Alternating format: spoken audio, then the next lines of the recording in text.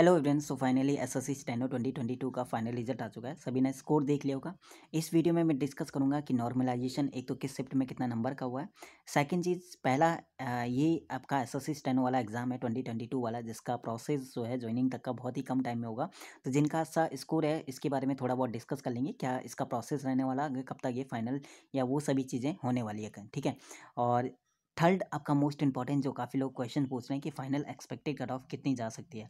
इसके ऊपर मैं ज़्यादा डिस्कस नहीं करूँगा, क्योंकि इससे हो सकता है कि एक एग्जैक्ट नंबर बताना कि इतने इतने पे आपका फाइनल सिलेक्शन हो सकता है, और काफ़ी लोग डिमोटिवेट हो जाएंगे जिनका स्कोर कम है। तो ज़्यादा मैं डिस्कस नहीं करूँगा, फिर भी एक सेफ स्कोर मैं बता दूंगा, ठीक है। और थर्ड, काफ़ी लोगों का क्वेश्चन ये भी है या डाउट भी है में अभी वो हैं कि हमें स्किल देने जाना चाहिए या नहीं जाना चाहिए। देखिए, ये डाउट आपका तभी आ रहा है जब आपका स्कोर कम है। देखिए, अगर आपका नेक्स्ट अटेम्प्ट आप दोगे, अभी आपका स्कोर कम है, स्कोर कम है, इसका रीज़न ये नहीं कि आपका कम पड़ा, हो सकता है ये हो सकता है कि आप बहुत ज़्यादा पैनिक हो गए होंगे, ठीक है। और भी कुछ होता है, हेल्थ का इशू या काफ़ी कुछ हो जाता है कि आपका स्कोर कम हो गया होगा, ठीक है। तो अगर नेक्स्ट अटैम्प्ट आप दोगे और आपको लगता है कि आप बहुत अच्छा स्कोर कर लोगे, नेक्स्ट एग्जाम आप निकाल लोगे, तो स्किल टेस्ट आप जाओ। नहीं तो ये है कि आप खुद पे अगर डाउट हो रहा है तो मत जाना, ठीक है।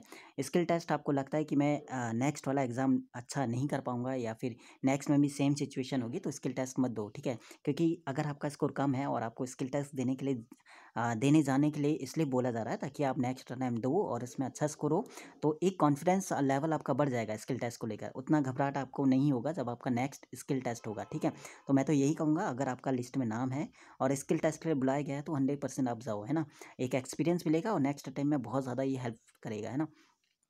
और फोर्थ आपका है कि फाइनल एक्सपेक्टेड वैकेंसी कितनी इस बार हो सकती है, क्योंकि अभी तक ऑफिशियली वैकेंसी नहीं आई, बट आरटीआई के थ्रू ही वैकेंसी पता लगी है। फिर भी आप एग्जैक्ट 2-3 साल के, पिछले 2-3 साल के डेटा को आप देखोगे तो कहीं ना कहीं आप एक अप्रॉक्स वैकेंसी निकाल सकते हो कि कितनी आपकी वैकेंसी इस बार रह सकती है, क्योंकि एसएससी उसके अकॉर्डिंग ही बच्चों को बुलाती है। ग्रेड डी में इतनों को इसलिए क्यों बुलाया गया है, ग्रेड सी में इतने लोगों को क्यों बुलाए, इसका एक रीज़न होता है। और एसएससी की आप काम करोगे पिछले 2-3 साल के रिजल्ट पे, तो कहीं ना कहीं एक अप्रॉक्स वैकेंसी के आसपास आप पहुंच जाओगे कि इतनी लगभग आपका हो सकता है। और यहाँ से आपको पता चल जाएगा कि मिनिमम इतनी वैकेंसी तो आपकी रहने ही वाली है। थोड़ा वॉइस का प्रॉब्लम हो सकता है, उसके लिए माफ़ी चाहते हैं क्योंकि माइक अभी ख़राब है। चलिए, एक एक करके एक पॉइंट, सबसे ज़्यादा जो इंपॉर्टेंट इस वीडियो को बनाने का पर्पज़ यही था कि नॉर्मलाइजेशन इस बार किस हिसाब से हुआ है और किस शिफ्ट में कितना नॉर्मलाइजेशन हुआ है, ठीक है।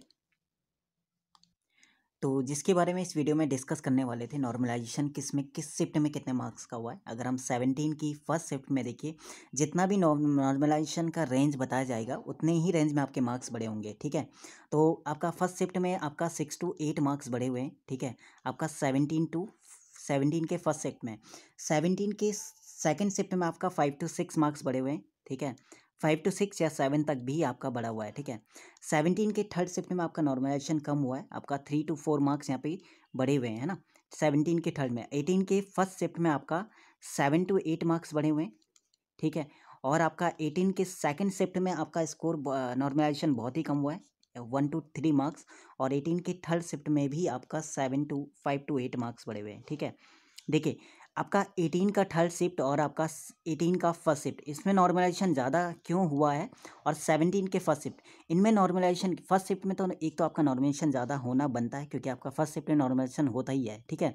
आपका हर बार ही होता है। लेकिन एक और रीज़न है आपका 18 का फर्स्ट शिफ्ट और थर्ड शिफ्ट में नॉर्मलाइजेशन इसलिए हुआ है क्योंकि जितने भी क्वेश्चन आपने चैलेंज किए थे उन क्वेश्चन में आपका, जैसे 18 का फर्स्ट शिफ्ट में आपका 3 क्वेश्चन रॉन्ग थे, तो वो 3 क्वेश्चन के मार्क्स आप सभी को मिले होंगे, ठीक है। यानी 3.75 मार्क्स आपका रॉ स्कोर में ऐड हुआ होगा, और रॉ स्कोर में ऐड होने के बाद आपका नॉर्मलाइजेशन इसमें मिला है 5 to 6 मार्क्स, ठीक है। तो तब जाके आपका 7 to 8 मार्क रॉ स्कोर हुआ है, ठीक है। सेम चीज़ आपका 18 के थर्ड शिफ्ट में भी है, आपका 2 या 3 क्वेश्चन चैलेंज थे तो वो आपके ठीक हुए, और नॉर्मलाइजेशन भी इसमें आपका 5 मार्क्स का कम से कम हुआ है। तो आपका नॉर्मलाइजेशन अगर देखा जाए ना, तो मैक्सिमम आपका 5 to 6 मार्क्स का ही हुआ है। लेकिन जो आपके रॉन्ग क्वेश्चन थे, जो आपने चैलेंज किए थे, वो क्वेश्चन राइट हो गए, तो उसके वजह से आपका रॉ स्कोर भी बढ़ा होगा, और नॉर्मलाइजेशन फिर आपका हुआ होगा 5 to 6 मार्क्स का, ठीक है।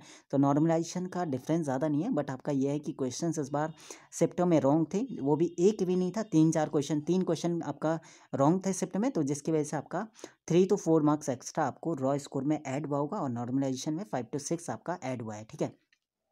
तो ये इस बार का आपका नॉर्मलाइजेशन इस बार का हुआ है, ठीक है। तो बाकी शिफ्टों में देखिए थोड़ा लेवल के हिसाब से भी आपका नॉर्मलाइजेशन हुआ है।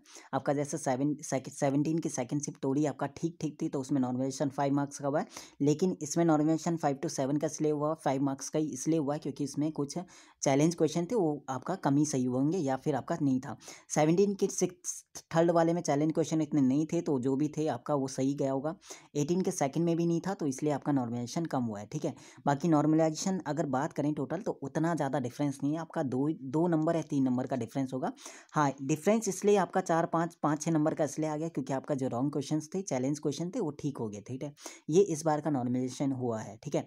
अब आपको एक काम करना है, कमेंट सेक्शन में आपको क्या करना है, एक तो अपना रॉ स्कोर बताना, अपना शिफ्ट बताना और कितना आपका नॉर्मलाइज होके स्कोर हुआ है, ताकि एक अगर डेटा आपका मिल जाता है तो एग्जैक्टली थोड़ा बहुत अप्रॉक्स समझा सकते हैं कट ऑफ का, फाइनल कट ऑफ की इतने के आसपास आपका रह सकता है। एक काम आप करना है ये चीज़ कमेंट सेक्शन में, ठीक है, जितने भी लोग ये वीडियो देखेंगे, ताकि नेक्स्ट वीडियो में थोड़ा एक अप्रॉक्स हम डेटा बता सकें। लेकिन अ, इस पूरी तरह डिपेंड मत रहना कि आपका इसी कट ऑफ है कि हाँ यही कट ऑफ आपका फाइनल होगा या इस टाइप से, है ना।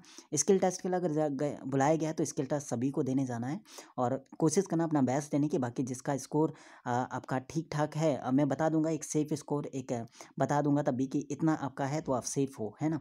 चलिए थर्ड आपका बात करते हैं कि आपका थर्ड पॉइंट है आपका कितना सेफ स्कोर आपका हो सकता है। इस चीज़ के बारे में थोड़ा हम डिस्कस कर लेते हैं ना। तो ये आपका ग्रेड सी का फाइनल कट ऑफ था। देखिए ग्रेड सी के हिसाब से ही थोड़ा बहुत आपका फाइनल रिजल्ट बनता है, ये आपको भी पता है, ठीक है। तो इतना ज़्यादा अभी स्कोर कम नहीं बताना है, ताकि आपको थोड़ा ये है कि आपका पूरी तरह डिपेंड करता है आपका रिजल्ट इस पर, ठीक है। पर लाइफ पे थोड़ी तरह आपका डिपेंड करता है क्योंकि एक जॉब बहुत ज़्यादा इंपॉर्टेंट मायने रखता है यहाँ पे, है ना। तो एक स्कोर अगर हम बात करें जिस पे आप सेफ थोड़ा हो सकते हो, जो भी आपका ये कट ऑफ दिख रहा है ग्रेड सी का, ये आपका सेफ जोन आप कह सकते हो इसको, है ना, कि आपका सेफ जोन है। लेकिन ऐसा भी नहीं है कि आपका पूरी तरह ही आप थोड़ा ये है कि आप स्किल को बहुत अच्छे से करना, अगर आपका ग्रेड सी के हिसाब से मार्क्स हैं तो। अब ग्रेड डी वाले में भी ये है कि अगर आप इससे 2 या 3 नंबर आप कम कर सकते हो, -3 अपने कैटेगरी के हिसाब से आप करना, ठीक है। तो इसके हिसाब से अगर आपका स्कोर है तो भी आप थोड़ा सेफ जोन में हो। बाकी तो मैं यही कहूँगा कि अगर आपका स्किल टेस्ट है तो दे के जाना, जिसका कम स्कोर है। अगर आपको लगता है कि नेक्स्ट एग्जाम में आप अच्छा परफॉर्म करोगे और नहीं चाहते हो कि स्किल का नेक्स्ट टाइम में थोड़ा कॉन्फिडेंस लेवल आपका कम हो नेक्स्ट वाले में, तो स्किल देना आप जाना, ठीक है। बाकी मैं तो यही कहूँगा स्किल आप सभी को देना चाहिए और इम्पॉर्टेंट भी है ये, है ना। थर्ड आपका पॉइंट थोड़ा बहुत उनके लिए थोड़ा इस बार का गुड न्यूज़ ये है, या ये आपका एग्ज़ाम का अ, ठीक है, जो प्रोसेस है उसको लेकर के फर्स्ट टाइम आपका एसएससी स्टेनो का प्रोसेस इतनी जल्दी हुआ है, ठीक है। तो फाइनल आपका कब तक ये पूरा प्रोसेस खत्म हो जाए, देखिए फरवरी 15 तक आपका एग्ज़ाम है, 15 to 16 में आपका स्किल टेस्ट है। उसके 1 मंथ बाद आपका लगाते हुए चलो कि 1 मंथ बाद आपका रिजल्ट आ जाएगा। इस बार थोड़ा ये डाउट है कि आपका 2 कट ऑफ आती नहीं आती, एक कट ऑफ आपका स्किल टेस्ट के बाद आती है और एक आपका फाइनल आती है, ठीक है।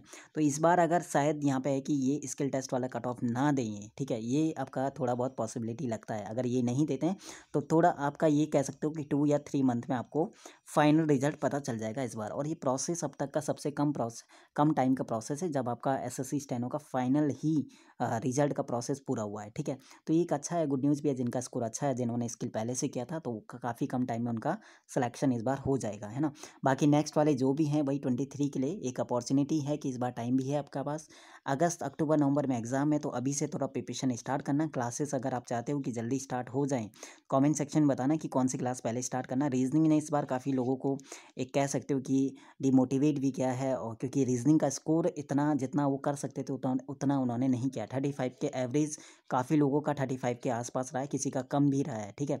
और जिनका सिलेक्शन है, जिनका अच्छा स्कोर है, यानी आप कह सकते हो जिनका सिलेक्शन के चांसेस ज़्यादा है, उनका 45 के आसपास स्कोर आया है, 43 to 46 के आसपास। तो कहीं ना कहीं ये 10 नंबर का डिफरेंस ही बहुत ज़्यादा यहाँ पे इस बार काफ़ी रहा है।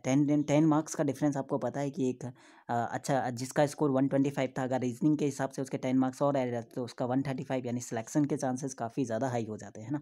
तो ये चीज़ थोड़ा है कि नेक्स्ट टाइम ऐसा कुछ मत करना। हर एक जैसे इंग्लिश और रीजनिंग ये दोनों प्लस पॉइंट आपके लिए रहेगा नेक्स्ट टाइम भी। जीके का हम कुछ कह नहीं सकते, तो वो तो आपका इतना ज़्यादा उस पर वो चेंज नहीं करेगा रिजल्ट को, है ना, जितना आपका इंग्लिश और रीजनिंग करेगा, ठीक है। तो इंग्लिश के लिए तो यही है कि सिली मिस्टेक काफ़ी लोगों ने किया है, तो उसके हिसाब से अभी वाला इस बार वाला इंग्लिश जो है एवरेज अगर बात करें 75 to 80 वाला था यहाँ पे करने वाला, अगर सिली मिस्टेक नहीं होता है तो वो, ठीक है। बाकी कमेंट सेक्शन में अपना स्कोर बताइएगा और कितना नॉर्मलाइज हुआ वो बताइएगा। बाकी कोई डाउट होता है कमेंट सेक्शन में पूछना। और फाइनल एक्सपेक्टेड वैकेंसी की अगर मैं बात कर रहा था वो चीज़ एक बार बता देता हूँ किस हिसाब से। देखिए, इससे पहले कि अगर आप देखोगे ना 2021 वाला रिजल्ट, 2019 वाला देखूँ या 2019 21 वाला और 20 वाला, सॉरी 2020 19 20 से 21, वहाँ पे एक चीज़ आप देखना कि ग्रेड सी में जो उन्होंने बच्चों को बुलाया गया, जैसे ये है तो एससी कैटेगरी के 50 बच्चों को बुलाया गया, एसटी के 50 बच्चों को, ओबीसी वालों को भी 50, लेकिन ईडब्ल्यूएस वालों को भी 50, लेकिन अनरिजर्व को 50 नहीं बुलाते हैं, 35 to 40, क्योंकि अनरिजर्व की कट ऑफ को जो है ईडब्ल्यूएस पे भी वाले भी पार करते हैं, ओबीसी वाले भी, इसलिए ईडब्ल्यूएस के कम अनरिजर्व वालों को कम बुलाते हैं। ठीक है, इस टाइप से इनका प्रोसेस रहता है। इस चीज़ को आप चेक कर सकते हो इससे 2020-21 वाले से 20 वाले से डेटा से भी कि एससी के 50 टाइम्स 50 गुना बच्चों को बुलाया हुआ है। एक सीट के लिए 50 बच्चों को बुलाया जाता है ग्रेड सी में। ठीक है, ग्रेड डी में वही आपका 25 to 30 बच्चों को बुलाया जाता है। इस हिसाब से आपका यहाँ पे बच्चे बुलाए गए, यानी इसके हिसाब से अगर हम देखें ना तो आपका 260 से लेकर 260 से 390 के बीच में, या 270 से 390 के बीच में आपका 300, सॉरी 270 से 300 के बीच में ग्रेड सी की आपका एक्सपेक्टेड वैकेंसी रहने वाली है।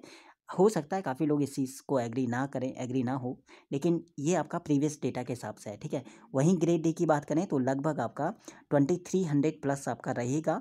और दो चीज़ें यहाँ पे डिपेंड करता है इसमें भी कि वो ग्रेड सी में एक टाइम उन्होंने 47 भी बुलाए थे और ग्रेड डी में उन्होंने 25 भी बुलाए थे। एक टाइम ग्रेड सी में 50 बुलाए थे और ग्रेड डी में उन्होंने उससे 27 बुलाए। तो इस टाइप से भी थोड़ा डेटा करता है। अगर ऐसा करता है तो ग्रेड सी में आप वैकेंसी लेते हुए चलो कि 280 प्लस रहेगा 300 तक, और ग्रेड डी की अगर बात करें तो आपका 2600 प्लस रहेगा। तो कहीं ना कहीं आप 3000 प्लस आप जा सकते हो आराम से, है ना। तो 3000 प्लस, लेकिन एग्जैक्टली अगर बात करें प्रीवियस डेटा के हिसाब से तो 2600, 25 to 2600 आपका ग्रेड सी में, ग्रेड डी में, और 280 से लेकर 300 के बीच में ग्रेड सी में। ये आपका मिनिमम यहाँ से पता तो चल गया कि मिनिमम आपका वैकेंसी इतनी रहने वाली है, 25 के आसपास ये मिनिमम रहेगा। मैक्सिमम आपका 3000 प्लस भी जा रहा है अगर प्रीवियस डेटा के हिसाब से बात करें। और कोशिश बाकी मैं तो यही कहूँगा कि इस बार जितना ज़्यादा हो सके उतनी वैकेंसी एसएससी स्टेनो में आ जाए। ठीक है, 23 में 3500 प्लस हो ही जानी चाहिए, है ना। बाकी भाई ऑल द बेस्ट सभी को, जिसका भी इस बार अच्छा स्कोर है। बाकी जिनका नहीं है नेक्स्ट टाइम जो है अपना बेस्ट देना और स्किल देने सभी को जाना है। ठीक है, कोई क्वेश्चंस होता है, डाउट होता है, कमेंट सेक्शन में पूछेगा। वीडियो बड़ी हुई है लेकिन कम टाइम में चीज़ों को एक्सप्लेन करना पॉसिबल नहीं था, है ना। बाकी शुक्रिया, टेक केयर, बाय बाय।